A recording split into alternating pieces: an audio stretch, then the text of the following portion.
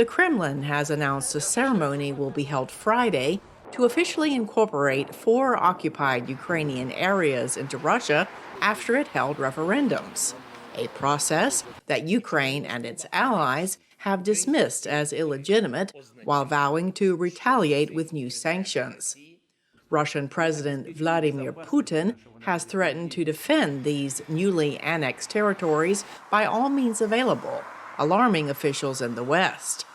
State Department spokesperson Ned Price said this week if Russia used a nuclear weapon against Ukraine, the ramifications would be severe and catastrophic. The point that we have made both publicly and privately to the Russians is that the consequences would be real and they would be extraordinary.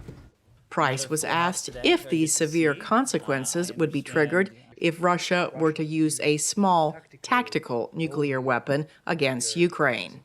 The use of any nuclear weapons in this conflict would carry those consequences. On Thursday, Democratic Senator Richard Blumenthal and Republican Senator Lindsey Graham introduced legislation that would require cutting off economic and military aid to any country that recognizes what they termed Putin's illegal annexation of 4 regions of Ukraine. Graham had this to say about Putin's nuclear threat. The use of a nuclear weapon by Russia in Ukraine would be an attack on NATO itself. The radiation would not be confined to Ukraine. You would be irradiating parts of Europe that are under the NATO banner.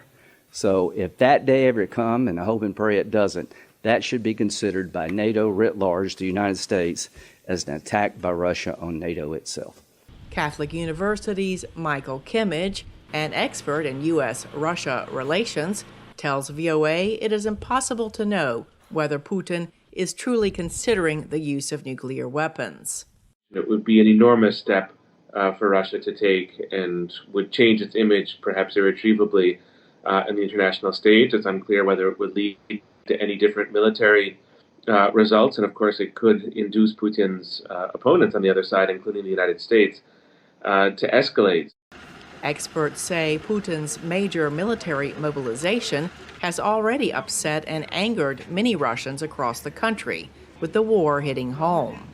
At least 200,000 Russians have fled the country since the conscription order was announced, heading across the border to Kazakhstan, Georgia, Finland, and Mongolia.